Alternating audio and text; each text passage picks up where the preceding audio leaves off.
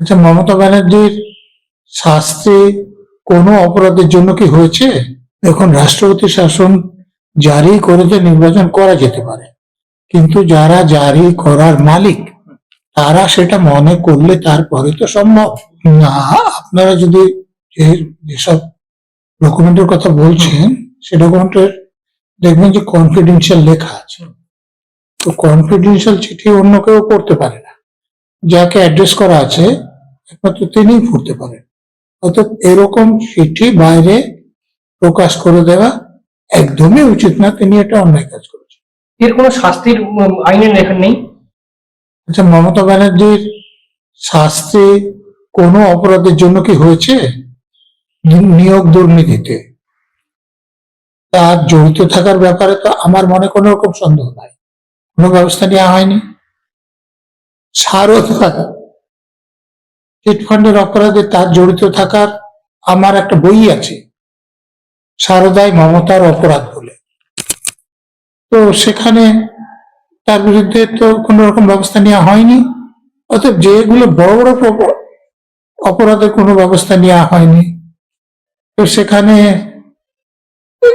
এই অপরাধের কোনো ব্যবস্থা নেওয়া হবে আমি মনে করি না।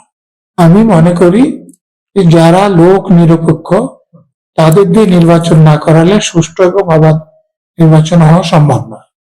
রাজ্য সরকারের যে কর্মচারীরা নিরপেক্ষভাবে কাজ করতে ভুলে গিয়েছে তাদেরকে বাদ দিয়ে অন্য জায়গা থেকে returning officer, presiding officer, police officer নিয়োগ করলেই সুবিধা হয় বলে আমার ধারণা। একটা শেষ প্রশ্ন আসবো, মমতা বন্দ্যোপাধ্যায় ধর্ণা মঞ্চ থেকে তিনি সরাসরি হুঁশিয়ারি দিচ্ছেন যে একটা বিশেষ কমিউনিটি যদি জোটবদ্ধ হয় তাহলে। দেখুন, আমাদের দেশের আইন অনুসারে এটা অপরাধ। মমতা ব্যানার্জির বিরুদ্ধে উচিত পুলিশের লোকদের মামলা শুরু করে তদন্ত করা।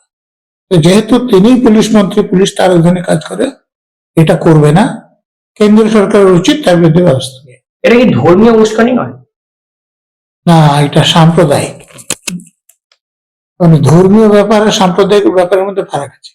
একটা লোক ধর্মে বিশ্বাস করে, ধর্ম পালন করে, সেটাকে সাম্প্রদায়িক বলা যায় না। যখন একটা মানুষ ধর্ম বিশ্বাসের উপর করে কোন একটা নির্দিষ্ট ধর্মীয় সম্প্রদায়ের ক্ষতি করতে চায় বা উপকার করতে চায়, তখন সেটাকে সাম্প্রদায়িকতা বলে। মমতা ব্যানার্জি যেটা করেছেন সেটা সাম্প্রদায়িকতা, কোনো ধর্মীয় ব্যাপার না। এইরকম ক্ষেত্রে শাস্তি কি হতে পারে? জেল হতে পারে, জরিমানা হতে পারে। তাকেও বিক্ষোভের সম্মুখীন হতে হচ্ছে। স্যার, এখানে কি কোথাও প্রশ্ন উঠছে যে রাষ্ট্রপতি শাসন জারি করে কি নির্বাচন করা যেতে পারে? আপনার কি মনে হয়? এখন রাষ্ট্রপতি শাসন জারি করেছে, নির্বাচন করা যেতে পারে, কিন্তু যারা জারি করার মালিক তারা সেটা মনে করলে তারপরে তো সম্ভব।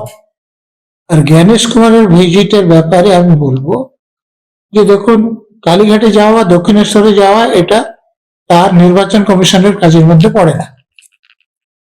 এবং সেখানে একটা ধর্মস্থানে যাচ্ছে, সেখানে বিক্ষোভ দেখানো কোনো রুচি সম্পন্ন মানুষের পক্ষে এটা উচিত হয় না। তো প্রথমত তিনি একটা কাজের জন্য এসেছেন, জ্ঞানেশ কুমারেরও তীর্থস্থানে যাওয়াটা উচিত হয়েছে কিনা ওনাকে ভেবে দেখতে হবে। আর যারা বিক্ষোভ দেখিয়েছেন একটা ধর্মক্ষেত্রে, যেখানে তিনি ধর্মীয় বিশ্বাস থেকে যাচ্ছেন, সেখানে গিয়ে তাকে বিক্ষোভ দেখানো এটা কতটা যুক্তিযুক্ত সেটাও আশা করি তারা বিবেচনা করে দেবে। স্যার, একটা প্রশ্ন উঠেই যাচ্ছে, সম্প্রতি রাজীব কুমার তাকেও পুলিশ স্যালুট করছে। তো প্রশ্ন হচ্ছে, এই পুলিশ দিয়ে নির্বাচন কিভাবে সম্ভব? রাজীব কুমার কদিন আগে পুলিশের প্রধান ছিলেন, এখন তো তিনি তৃণমূল রাজ্যসভার সাংসদ। হ্যাঁ, তৃণমূল নেতা, কিন্তু তার অতীতটা সব পুলিশের লোকেরা একদম সঙ্গে সঙ্গে ভুলে যাবেন, এটা তো হয় না। অতএব যে স্যালুটটা করেছে সেটা কতটা ভেবেচিন্তে করেছে আমি জানি না, কিন্তু এটা হয়ে যাওয়াটা স্বাভাবিক।